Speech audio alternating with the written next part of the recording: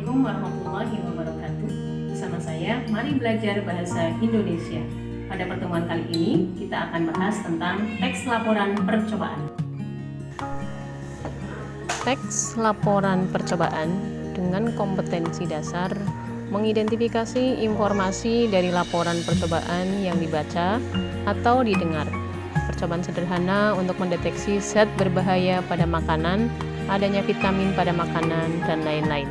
Serta nanti kita bisa menyimpulkan tujuan, bahan, atau alat, langkah, dan hasil dalam laporan percobaan yang didengar atau dibaca.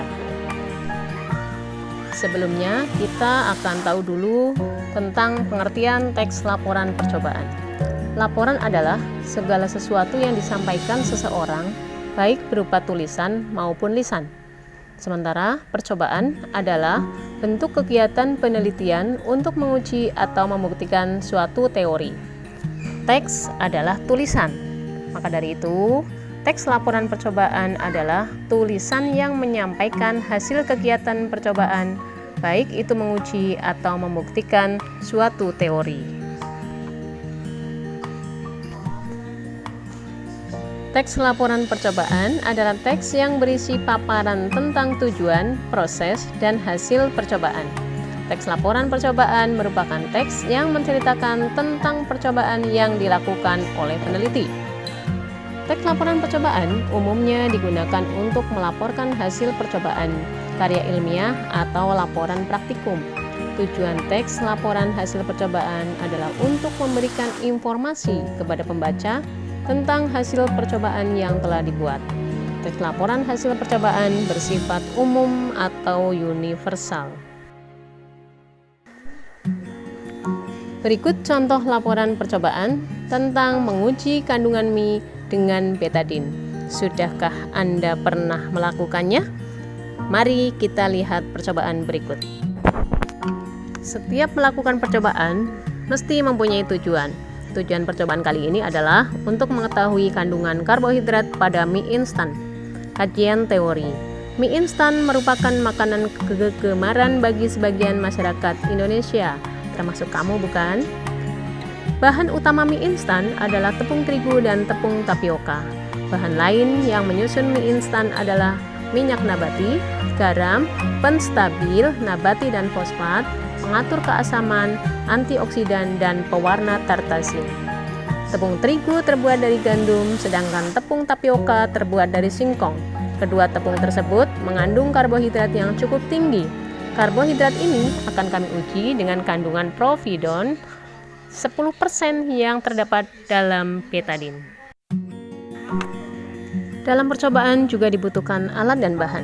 Percobaan kali ini membutuhkan wadah plastik, dapat berupa kotak makan mie instan, betadine, air dingin, dan usahakan menggunakan air matang sebanyak 450 cc. Kemudian cara kerja. Siapkan alat dan bahan yang akan digunakan dalam percobaan. Masukkan air ke dalam wadah plastik yang akan digunakan. Teteskan betadine secukupnya ke dalam wadah. Kemudian aduk hingga betadine tercampur dengan air. Masukkan mie ke dalam wadah plastik yang berisi larutan betadine. Setelah semuanya selesai, tunggu selama 1-2 menit untuk melihat hasil percobaan yang telah dibuat. Setelah lakukan percobaan, sekarang kita amati hasil percobaan. Pada menit pertama, mie instan yang terdapat dalam betadine mulai berubah warna menjadi kebiruan. Pada menit kedua, warna biru pada mie instan yang terendam dalam betadine berubah menjadi lebih gelap. Pembahasan. Pada percobaan mengetahui kandungan karbohidrat pada mie instan dengan betadine seperti di atas, dapat dilihat bahwa warna mie instan menjadi biru karena mie instan memiliki kadar karbohidrat yang tinggi. Adanya karbohidrat dapat diidentifikasi dengan menggunakan berbagai macam metode. Salah satunya adalah dengan uji iodin yang terkandung dalam betadine. Uji iodin dapat mendeteksi kandungan amilosa dalam pati. Pada uji iodin terdapat indikator-indikator warna seperti biru, menunjukkan adanya amilum atau karbohidrat dalam suatu zat. Warna biru tua menunjukkan kandungan karbohidrat yang tinggi. Coklat menunjukkan adanya zat amilopektin. Ungu menunjukkan adanya zat glikogen, dan dekstrin. Terakhir adalah simpulan. Simpulannya adalah mie instan memiliki kandungan karbohidrat yang tinggi, sehingga disarankan agar tidak mengonsumsinya bersamaan dengan makanan berkarbohidrat lainnya. Hal ini dapat menyebabkan kadar gula dalam tubuh atau dalam darah yang menumpuk dan menambah resiko penyakit diabetes. Itulah satu contoh laporan percobaan. Berikutnya, silakan kalian di rumah lakukan satu percobaan yang sederhana saja, kemudian laporkan dengan mengisi format berikut.